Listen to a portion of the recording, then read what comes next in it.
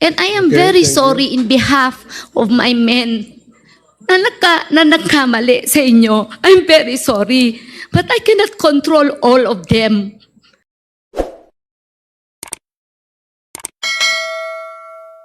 Panahon nga ako Tagalog, City in Tagalog. Speak Bisaya to them. kasi kasabot sila Bisaya, sir. Katong tanang biktima, wala na ako control tanan na akong tao. Yes, it is true I am the city director.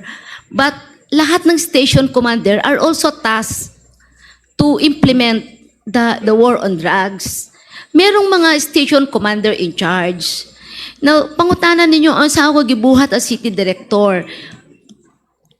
During that time, tanan sila, ginahatagan na mong seminar, ginatudluan na ako. Kapag abot na ako sa Cebu City, talaga wala good sila kabalo. Unsa ang pagbuhat, unsa buhaton.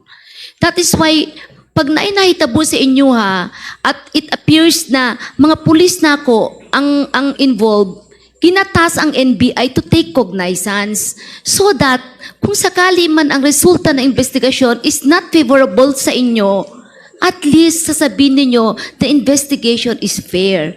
So I always, the crime scene is always open for the NBI to take cognizance. And nandun po palagi yung aming crime lab, which is a separate unit, which is not under my supervision and control po, to take cognizance sa crime scene. Yun po yung nangyari po sa Cebu. And I am very sorry in behalf of my men na nagkamali sa inyo. I'm very sorry. But I cannot control all of them. Lahat sila trained police officer. Alam nilang rules of engagement. But alam mo, once you are in the ground, you will always use your discretion. Hindi mo yan talaga, instinct yan ng tao, discretion. At nakita ko rin naman na ginamit na nagkakamali. Inaamin ko may nagkakamali. Pero pinagbibigyan ko kung saan nyo gusto file ng case, pinagbibigyan ko, hinahayaan ko. At lahat po yan na-process ang crime scene. Which is not under my control ang crime scene. Separate unit mong humahawak niyan. Then I am sorry to all victims kung hindi ko na-investigahan isa-isa yung case nyo. Okay, salamat Colonel Garma. Mr. Chair, So, Mr. Chair. Yes, So, Congressman Abante. I want to appreciate Colonel Garma for apologizing, no? But I just would like to correct her. Because she said a moment ago that she believes in the constitutional right of these victims. Now she is saying that they know the rules of engagement. What rules of engagement are you talking about here? The fact is this, Colonel Garma. Your men, and that includes you, violated the constitutional rights of these people. Now, that is not the rules of engagement of the Philippine National Police. If that would be the rule of engagement, then this committee will amend and look at the rules of engagement because that is wrong.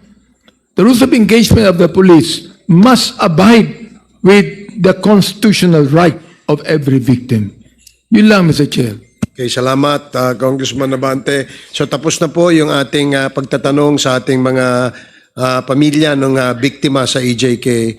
And with that, I'd like to thank Rise Up Philippines and Attorney Conti, Attorney Colmenares at dito po sa ating mga pamilya ng biktima. Yes, salamat din po sa Quad Committee. Maari po bang i-recognize din namin yung ibang pamilya na sumama po kaninang umaga at yung iba po sa kanila ay nandirito pa ngayon para po ma-recognize lang po. Salamat Sige po. Pwede pong tumayo ang mga pamilya ng biktima. Kanina pa ba sila dyan? Opo, kayo na po.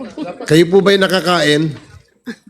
Meron hong pakain na pinabigay si Congressman Dan Fernandez. So maraming salamat po sa inyong pagpunta rito at kung magkaroon pa ho ng isa pang pagdinig tungkol sa usapin sa EJK, inaasahan po namin na kayo po'y babalik. Maraming salamat. Thank you for coming. So we will now proceed with deliberations on the affidavit submitted to the committee by General Manager Ruyina Garma.